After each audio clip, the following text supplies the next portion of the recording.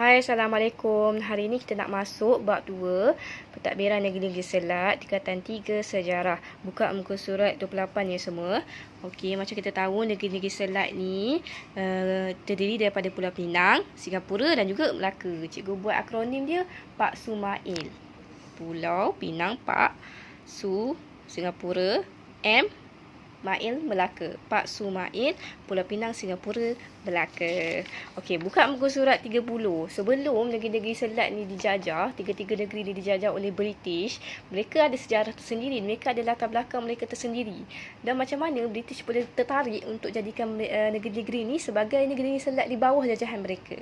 Okey, yang pertama kita masuk pasal Pulau Pinang lah. Sebab Pulau Pinang ni adalah negeri yang pertama dalam negeri Selat ni yang dijajah dan takluk oleh British. Okey, yang pertama Pulau Pinang.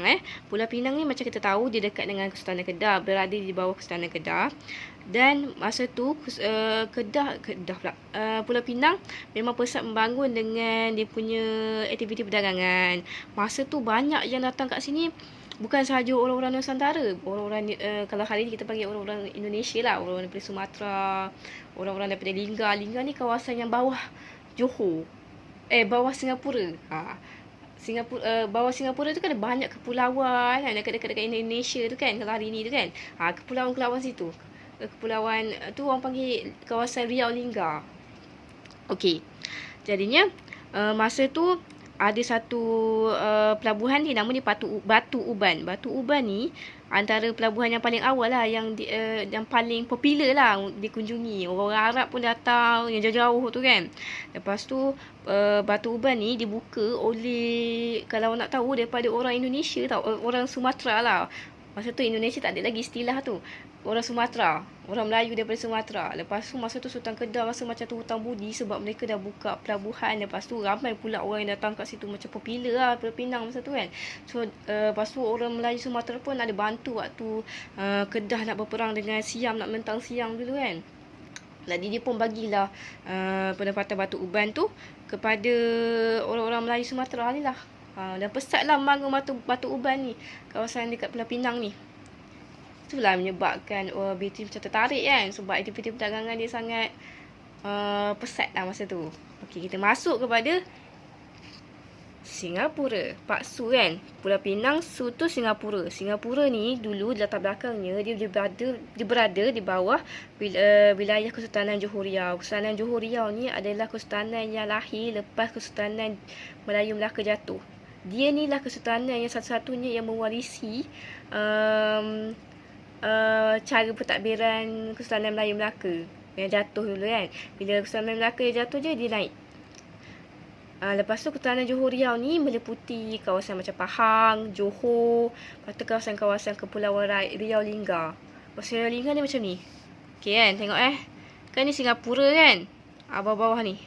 Yang pink-pink ni semuanya kawasan Kesultanan Johor Riau. Ni Johor ni atasnya Pahang, yang pink kat sini ni Riau, ni Lingga, ni Singkap. Di kawasan-kawasan ni memang sangat dekat dengan Malaysia. Sebab tu kalau kita pergi hari ni kawasan kat sini, kita akan jumpa orang yang cakap bahasa Melayu sampai kita macam confused. Aku ni duduk dekat Indonesia ke Malaysia? Sebab bunyi orang bercakap ni macam orang Malaysia. Padahal kita berada kat Indonesia masa tu. Okey, masa tu Kesultanan Johor Riau ni kan luas. Lepas tu dia ada banyak pulau-pulau masa tu. Jadinya masa tu dekat Singapura ditadbir oleh Temenggung Abdul Rahman. Tapi kat bawah Kesultanan Johor Riau lah, cuma dia tadbir kawasan tu. Lepas tu Temenggung Abdul Rahman ni dia pandai berniaga. Dia buat perniagaan ladang-ladang gambir. Tapi sultannya still Sultan, dia nama dia sama tau. Temenggung Abdul Rahman tu pembesar, pengawal kerajaan yang takbir kawasan Singapura. Lepas tu kalau dia punya Sultan Abdul Rahman. Nama ni sama, Abdul Rahman. Temenggung Abdul Rahman, Sultan Abdul Rahman. Cuma Sultan Abdul Rahman ni dia tak duduklah kat Singapura. Dia duduk kat kawasan Lingga, kawasan kepulauan-kepulauan. Sebab Kesultanan Johor Riau ni kan dia besar kawasan ni kan. Dia bersemayam dan dia takbir daripada kawasan Lingga lah. Dia duduk kat kawasan Lingga. Dia punya istana besar ni dekat kawasan Lingga. Macam kita kan, kita punya pusat pentadbiran kita sekarang kan kat Putrajaya kan. Okey. Yang terakhir sekali Melaka. Melaka ni macam kita tahu, sebelum British jajah, ada negeri lain, ada penjajah lain, kawasan imperialis lain yang telah jajah Melaka dulu. Sebab Melaka ni memang sangat hot kan. Semua jadi idaman kawasan-kawasan penjajah dulu kan. Okey.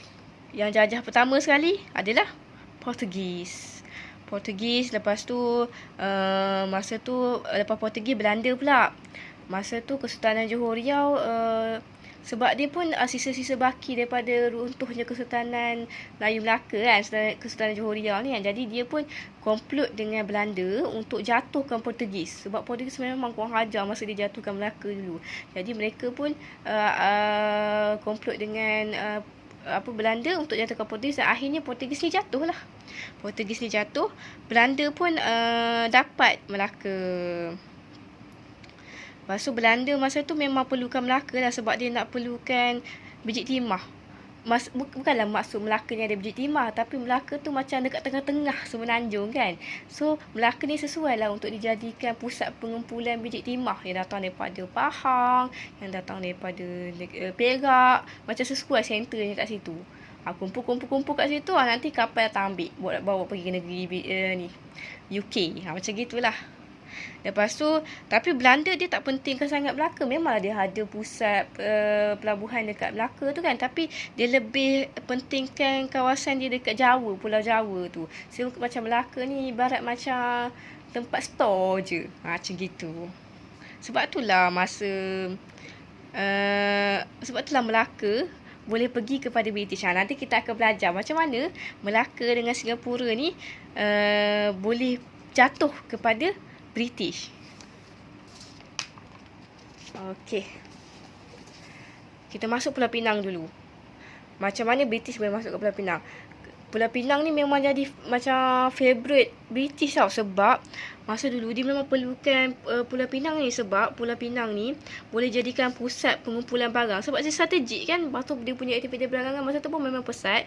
Lepas tu bolehlah dia kumpulkan barang daripada China. Terutamanya benda daripada Nok Seletih. Lepas tu sebab masa dulu China dia tak nak berdagang dengan British tau. China ni macam dasar dia macam tertutup sikit. China dia bukan nak barang British pun. Dia cuma nak barang daripada tanah Melayu. Dia nak macam emas, perak, biji timah. Orang putih bukan ada benda tu. Yang adanya kita. Jadinya British nak tak nak terpaksalah gunakan kita sebagai proksi. Dia terpaksa dia berminat menjadikan Pulau Pinang sebagai dia punya tanah jajahan, pusat pengumpulan barang hasil daripada China. Lepas tu sebagai pelabuhan persinggahan, sebab strategik lah.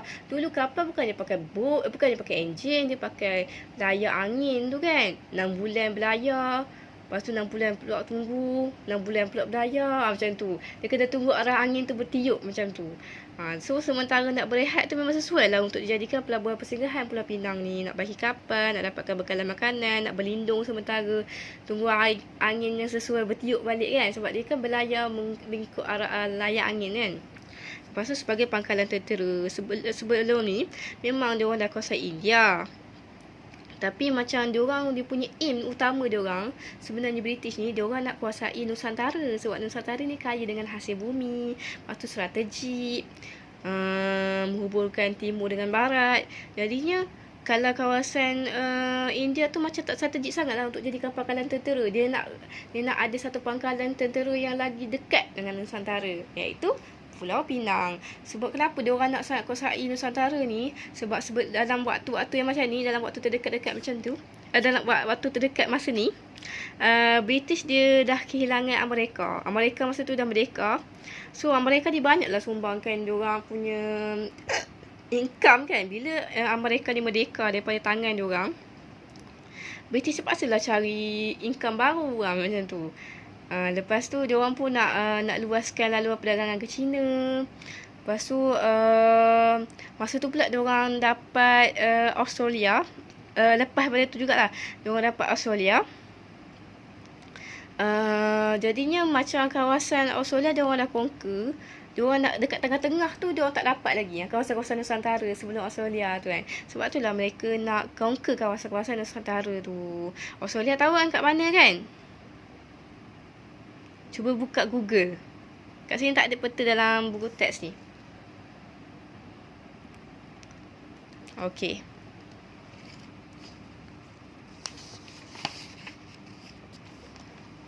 Itu yang terjadi kat Pulau Pinang. Kenapa dia orang nak sangat Pulau Pinang tu. Jadi macam mana dia orang kuasai Pulau Pinang ni kan? Okey, yang pertama, masa dulu, okey, dia ada bagi tiga cara macam mana. Kronologi dia lah. Okey, mula-mula kisahnya, ada satu sultan ni namanya Sultan Muhammad Jiwa. Sultan Muhammad Jiwa ni dia ada anak namanya Tengku Abdullah. Tengku Abdullah ni dia nak jadikan sebagai Raja Muda Getah. Raja Muda Kedah. Astaghfirullahaladzim, Raja Muda Kedah. Tapi para pembesar kerabat-kerabat diraja masa tu macam tak suka. Sebab Tengku Abdullah ni dia bukan anak gahara tau. Anak yang macam betul-betul darah diraja. Macam tu. Macam contohnya kita, macam ni lah, ayah awak kahwin 4. Contohnya kan. Awak anak pertama kan. Awak anak daripada isteri pertama kan. Tapi ayah awak nak buat wariskan harta-harta ni kepada isteri kedua. Macam tak sesuai lah kan. Kiranya bukan anak daripada isteri pertama, anak permaisuri. Anak-anak daripada ibu yang bangsawan, macam tu. So kerabat tak sukalah Sultan Abdullah jadi sultan kan. Tapi Sultan Muhammad Jiwa ni pun macam berkeras juga. Dan akhirnya Sultan Abdullah ni naiklah sebagai sultan. So ancaman siam. Masa Sultan Abdullah naik tu, lepas Sultan Muhammad Jiwa meninggal, lepas tu Sultan Abdullah pula naik. Siam masa tu dia bawa habis perang. Dia habis perang dengan Burma masa tu. So masa tu Siam kata, macam dah lama dah pula Kedah yang tak bagi kita orang punya ufti kan. Sebab masa tu Kedah macam dah ingat dia dah boleh bebas lah daripada Siam kan. Dia bukan bawah Siam pun, bukan bawah jajahan Siam pun. Cuma macam ada satu diplomatik punya hubungan lah. Yang mana Kedah ni akan bagi ufti tiap-tiap tahun dekat Siam. Lepas bila perang Siam Burma ni pula terjadi, Kedah macam terputus kejap. Dia tak bagi dah ufti tu kan. Jadi Sultan Siam ni dia tuntutlah balik kan. Bagilah ufti balik kan. Macam dulu-dulu kan. Lepas tu Sultan Kedah ni dia berasa tergugat. So dia pun minta lah tolong SHTI. Lepas tu Baginda pun, masa tu Sultan Abdullah kan, dia tawarkan Pulau Pinang sebagai pangkalan kepada SHTI. SHTI dengar ni dia pun apa lagi, ibarat orang mengantuk disorongkan bantal. Tapi dengan syarat SHTI ni kena bantulah dia bagi bantuan ketenteraan untuk lindungi daripada ancaman Siam. Lepas tu Francis Light masa tu dia ni bukan orang bukannya orang kerajaan British pun masa tu, tapi sebab dia orang British, so Baginda kata boleh tak kau sampaikan kepada British hasrat aku ni lah kan. Lepas tu Francis Light pun kata, ini chance aku ni nak naik jadi orang yang hebat kan. So dia pun setujulah untuk jadi orang tengah, proksi tengah. Lepas tu kronologi ketiga, tipu helah Francis Light menduduki Pulau Pinang. Francis Light ni sedar tau Pulau Pinang ni memang hotspot. Kalau dia berjaya dapat Pulau Pinang dah beri pada British, nama dia akan naik lah kan. Dia akan jadi orang yang hebat lah, orang yang tinggi lah. Lepas tu akhirnya Sultan Abdullah ni dengan HTI ni buatlah Sultan Abdullah dengan Francis Light ni buatlah satu perjanjian yang mengatakan kalau HTI tolong bagi bantuan ketenteraan kepada Kedah, nanti dia akan dapat Pulau Pinang. Tapi perjanjian ni hanya berlaku antara Francis Light dengan Sultan Abdullah je, bukan di bawah Pulau Pinang. Tawaran ini dibuat sementara menunggu jawapan daripada HTI berhubung dengan syarat yang ditawarkan oleh Baginda. Kiranya tak sampai orang atas lagi, antara Francis Light dengan Sultan sahaja. Lepas tu Francis Light pun dah lah tak sampai lagi ke orang atas, tapi dia dah buat macam Pulau Pinang tu negara dia yang punya. Dia buat macam Pulau Pinang tu macam negara dia punya, dia namakan baru, dia rebranding yang baru. Pulau Pinang tu tukar kepada Prince of Wales Island. Lepas tu penempatan dia pula ditukarkan kepada Georgetown, sependa Raja England masa tu, King George. Dan akhirnya apa yang ditakuti oleh muka surat 35 yang telah direkuti oleh Sultan Abdul Wahab hanya berlaku juga. Siam akhirnya serang Kedah. Masa dulu Patani yang Thailand tu di bawah Kedah lagi tau. So Siam ni dia pergi serang Patani tu, dia takluk ke Kedah tu. Dia takluk lah Patani tu. So Sultan Kedah masa tu macam gabra lah kan. Dia pun minta lah tolong HTI. Lepas tu HTI kata, kita orang tak tahu apa-apa. Ni perjanjian apa ni kan. Kita orang tak tahu apa-apa kan. So HTI engganlah memberi bantuan kerana tiada perjanjian yang ditandatangani antara HTI sendiri dengan Sultan Abdul Wahab. So semuanya perjanjian antara Fancy Slide dengan dia kan. So setelah menyedari yang dirinya ditipu oleh Fancy Slide, so Sultan Abdul Wahab pun menghimpunkan angkatan perang dekat seberang perai kawasan yang mainland dekat Kedah tu, yang menghadap kepada Pulau Pinang tu kan, untuk ambil semula Pulau Pinang. Dia geram lah sebab dah kena tipu kan. Lepas tu masa tu Fancy Slide pula dapat bantuan tentera HTI. Tergamam lah Sultan Abdul Wahab kan, sebab HTI hanya bantu Fancy Slide. Lepas tu Sultan Abdul Wahab nak dia nak kalah kan. So dia pun dipaksa menandatangani perjanjian dengan British pada tahun 1791, dan akhirnya Pulau Pinang tu secara rasmilah berada di bawah British HTI.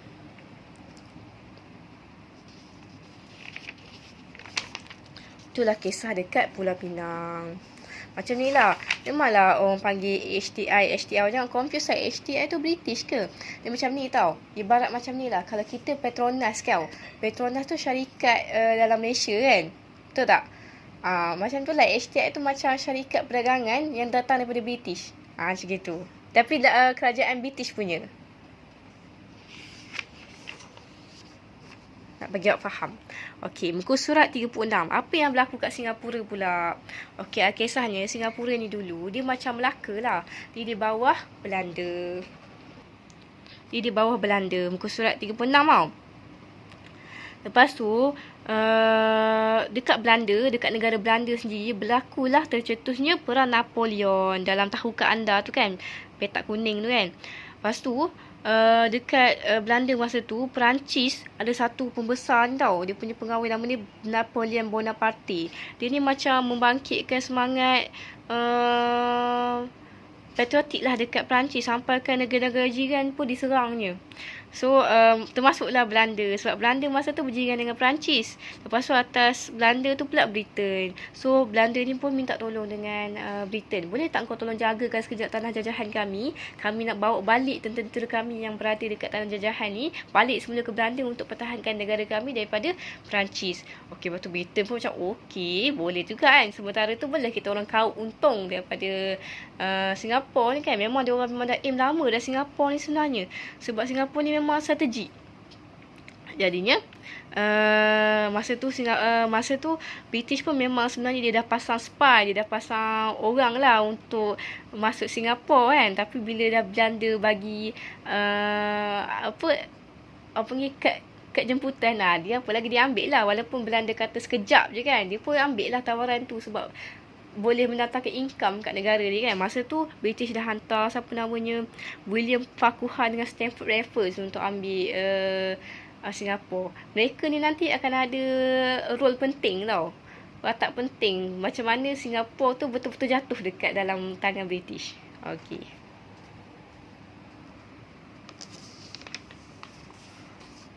Kisahnya macam ni. Masa tu William Farquhar dengan Stamford Raffles ni, diorang fikir macam mana nak, apa yang diorang buat William Farquhar dengan Stamford Raffles. Sebab dia cakap tadi kan dia ada role penting kan, watak penting kan. Okey, kisahnya macam ni. Masa Kesultanan Johor Riau, dia punya Sultan Mahmud Shah tu nak meninggal, dia ada 2 orang putera. Anak sulungnya namanya Tengku Husin. Anak kedua namanya Tengku Abdul Rahman yang jadi penguasa Raja Sultan Kesultanan Johor Riau tu kan. Okey, bila Sultan Mahmud Shah tu nak mangkat, Tengku Abdul Rahman dia tak hadir masa pemakaman Sultan Mahmud Shah tu. Jadi yang ada masa tu Tengku Abdul Rahman je. So Tengku Abdul Rahman ni yang terpaksa jadi Sultan. Tengku Husin yang anak pertama tu terpaksa diketepikan. Sebab masa tu dia ada kat Pahang, tak sure dia buat apa kat Pahang masa tu. Lepas tu Tengku Husin pun bawa lah diri, dia menetap kat Riau. Dan Tengku Abdul Rahman pula bersemayam dan mentakbir dekat Linggar. Lepas tu Tunku Abdul Rahman ni pun ditakbarkan juga sebagai Sultan Johor dan mendapat pengiktirafan daripada Bugis dengan Belanda. Kiranya memang Tunku Abdul Rahman yang anak kedua ni memang baik dengan Belanda. Dia kiranya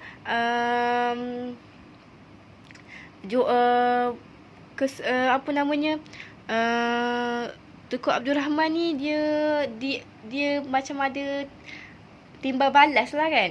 Okey, kau sokong aku sebagai penguasa raja kat sini, aku akan bagi korang macam permit pas untuk berdagang kat sini bila masa saja. Sebab tu Belanda sokong Tunku Abdul Rahman ni juga. Okey, jadi masa tu Stamford Raffles dengan William Farquhar ni dia punya plan baik punya. Dia kata okey, ni ada peluang untuk kita cocok ni kan. Sebab yang naik sebagai raja tu anak kedua. Anak pertama ada chance lah kan. Kita gunakan sebagai kita punya boneka. Jadinya Stamford Raffles ni dia pun memanipulasi kalau isu pewarisan tahta ni. Dia kata kat Sultan Husin ni supaya jadilah raja juga kan. Cumanya yang Sultan Abdul Rahman tu biar je dia bertakbir kat Linggar, awak takbirlah dekat Singapura. Masa tu dia cakap kan. Jadinya masa tu pun dia dah minta tolong dengan Temenggung Abdul Rahman yang memang takbir, yang memang meniaga ladang gambir dekat Singapura kan. Mungkinlah dia dah tawarkan something dekat Temenggung Abdul Rahman kan. Temenggung Abdul Rahman pun macam membantu jugalah. Dan akhirnya berlakulah perjanjian mengukuhkan kuasa British di Singapura. Tengok perjanjiannya. Pada 1819, 6 Februari, Stamford Raffles menandatangani perjanjian antara Sultan Husin dengan Temenggung Abdul Rahman yang tadi, yang penguasa dekat Singapura tu, yang mengatakan British ni diiktiraflah dekat Singapura. Lepas tu William Farquhar tadi dilantik sebagai residen pertama Singapura. Lepas tu dengan syaratnya Sultan Husin tu dikira sebagai sultan lah dekat Singapura. Lepas tu pada 1824 ada perjanjian baru yang berlaku, yang nanti kita akan belajar lagi macam mana dia mengubah kehidupan orang Nusantara, macam mana sampailah ke hari ni dia punya efek tu, macam mana Indonesia jadi Indonesia, tanah Melayu jadi tanah Melayu. Dan efek pada perjanjian tu juga akhirnya Sultan Husin dengan Tengku Abdul Rahman terpaksa reda lah. Yang mana British tu kata, okey kami nak kuasai Singapura ni untuk kami saja. Tapi dia orang tak nak buat apalah sebab dia orang tak ada kelengkapan tentera yang kuat untuk lawan balik British. Dia orang terpaksa akur lah. Lepas tu Sultan dengan Temenggung ni hilang kedaulatan ke atas Singapura, tapi sebagai gantinya dia dapatlah pencen. Dia dapat pencen pampasan untuk seumur hidup mereka. Tapi macam sedih lah juga kan, hilang tanah kan. Okey, muka surat 40.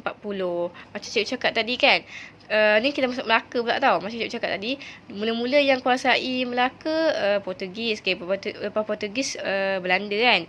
Kiranya British tak ada lagi kat situ. Lepas tu Belanda bagi kuasa dekat British. Okey, kau boleh tak jaga kita orang punya tanah jajahan dekat Melaka ni, sementara kita orang nak pergi balik semula ke negara kami untuk pertahankan negara kami daripada Perancis kan, Napoleon Bonaparte kan, di perang Napoleon tu. Lepas tu British pun dengan hati yang terbuka terimalah tawaran tu kan. Tapi bila Belanda dah habis perang Napoleon tu, dia datang balik dekat Nusantara, dia tengok dia nak balik Singapura, dia nak balik Melaka tu. Tapi British tak nak bagi. Even Singapura pun dia nak balik. Sebab Belanda kan dia rapat dengan Kesultanan Johor Riau. So dia dah macam rasa Singapura tu pun dia punya. Dia punya di bawah kekuasaan mereka. British ni dia tak nak lah sebab dia dah berjaya majukan Singapura dalam tempoh yang singkat. Dia dah berjaya majukan, dah banyak untung. Takkan dia nak keluar macam tu je kan. Lepas tu yang Belanda dia pula, dia kata Singapura ni patutnya bawah pengaruh dia lah. Sebab dia baik dengan Kesultanan Johor Riau kan. Dia pun tuntut supaya British ni undur daripada Singapura. Lepas tu dia pendekkan cerita. Dia ada sebab ada 3 faktor dia bagi kat sini kan. Faktor Pakatan British Belanda, bagaimana termaktubnya perjanjian 1824 tu kan. Okey, yang pertama menamatkan pertikaian British dengan Belanda pasal Singapura, dia berebutkan Singapura. Yang kedua, dasar persahabatan British dengan Belanda kat Eropah. Masa tu British dengan British dengan Belanda ni kan dia punya negerinya sebelah-sebelah je, ibarat macam kita dengan Singapura, sebelah-sebelah saja. Alhamdulillah. Kiranya macam Alhamdulillah. Dia kena berbaik-baik lah dengan British ni kan. Sebab boleh jadi geng sekutu dia lah. Lain kali kalau Perancis serang balik ke macam tu lah. Lepas tu, yang ketiga penyelesaian untuk perdamaian. Sebab dia orang tak nak gaduh-gaduh. Sebab dia orang nak cari rezeki kat sini kan. Kalau dia orang gaduh kat sini, perang kat sini, macam tutup periuk nasib dia orang lah kan. Nanti kawasan imperialis lain pula yang akan datang, yang akan takluk dia punya tanah jajahan ni kan. Jadi dia orang ambil jalan penyelesaian. Dan dia orang buatlah Pakatan British dan Belanda. Muka surat 41. Dan berlakulah perjanjian London pada 1824. Dalam perjanjian 1824 ni dia punya isi perjanjian dia antaranya wilayah pengaruh. Dia orang dah asing siap-siap lah. Ni yang jatuhnya Melaka dengan Singapura ke dalam tangan British tu. Tapi dengan syarat kawasan-kawasan yang British kuasai dekat area-area Indonesia semuanya jatuh dekat Belanda. Sejak pada itulah sampai sekarang Indonesia dengan Malaysia tak pernah bersatu. Pernah kan masa zaman Jepun datang dekat Malaysia dengan Indonesia dulu kan. Dia jajah negara kita. Dia nak gabung kan tau. Indonesia dengan Malaysia punya pentadbiran. Sebab dia kata bahasa sama, senang lah nak gabung kan. Tapi dia orang tak dapat buat. Dia tak boleh buat. Sebab dia orang kata cara Malaysia dengan Indonesia masa tanah Melayu dengan Indonesia masa tu berbeza sangat. Macam susah nak gabungkan. Walaupun orangnya sama, orang Melayu, cakap pun bahasa sama. Tapi macam mentalitinya berbeza. Sebab kita dah diasingkan begitu lama kan. 1824 kan. Kita bawa British, dia orang bawa Belanda. Macam tu lah. Memang perjanjian London 1824 ni memang dah mengubah Nusantara sama sekali. Okey. So, perjanjian London 1824 dan kesannya terhadap alam Melayu. Antara kesannya yang pertama, pembahagian alam Melayu kepada dua lingkungan pengaruh barat. Satu bawah British, satu pula bawah Belanda. Muka surat 42. Okey. Kalau yang kedua pula, perpecahan Empayar Kesultanan Johor Riau. Macam kita tahu, Kesultanan Johor Riau ni kan pewaris Kesultanan Melayu Melaka kan. Lepas Kesultanan Johor Riau ni berpecah empayanya, jadinya dah tak ada dah lah kesultanan, sisa-sisa kesultanan Melayu Melaka. Dia punya wilayah kekuasaan macam Johor, Pahang, Singapura dan Kepulauan Riau Linggau pun dah terpecah. Ada yang dapat kat British, ada yang dapat dekat Belanda. Macam Singapura dapat dekat British. Okey, lepas tu kalau kat Pahang tu pula, masa kan Pahang kan bawah Kesultanan Johor Riau kan. Muka surat 45 kan. Kotak atas sekali yang nombor C tu. Pahang ni dimerdekakan lah. Dia isytiharkan diri dia merdeka. Dia ambil peluang ni untuk memerdekakan diri dia. Sementara Kesultanan Johor Riau tengah kacau, bilau tengah berpecah kan. Jadi dia merdekakan negeri dia. Jadi pada tahun 1853, pembesar-pembesar Pahang dibuang fakat dan mengisytiharkan Pahang ni sebagai negeri yang berdaulat, yang ada raja sendiri. Dan yang ketiga, Selat Melaka akhirnya jatuh di bawah penguasaan British. Macam yang British idam-idamkan cita-cita keselama ni. Memang dia nak kuasai Selat Melaka dah lama dah, semenjak dia kuasai Pulau Pinang kan. Dan akhirnya tercapai lah bila dia dapat Melaka dengan Singapura.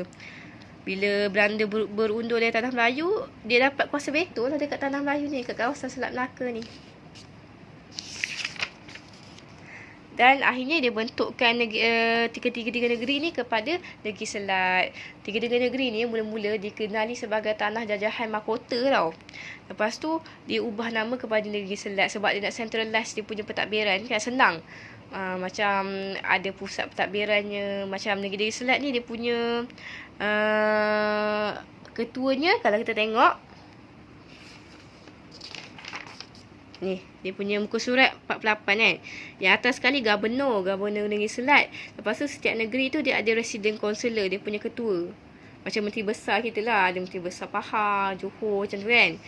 Okey, resident consular Pulau Pinang, resident consular Singapura, lepas tu resident consular Melaka. Tapi yang atas sekali adalah Gubernur Negeri Selat. Okey. Lepas tu Gubernur Negeri Selat ni dia akan rujuk kepada pejabat tanah jajahan dekat London. Pejabat tanah jajahan kat London. Sebab British ni dulu dia ada banyak negara tau dijajah. Sebab tu lah dia negara Commonwealth. Negara Commonwealth tu adalah bekas-bekas yang telah dijajah, bekas-bekas negara yang telah dijajah oleh British. Ada nak dekat 50 negara rasanya. Yang suka Commonwealth tu kan, negara yang suka Commonwealth termasuklah Australia juga. Dia akan rujuk pejabat tanah jajahan di London lah. Kalau apa-apa kan Gubernur Negeri Selat ni. Kalau, okey, kita baca muka surat 49, tahukah anda ni Pejabat tanah jajahan ialah jabatan kerajaan Britain yang ditubuhkan untuk mengurus hal ehwal tanah jajahan British. Jabatan ini dikuasai oleh setiausaha negara bagi tanah jajahan.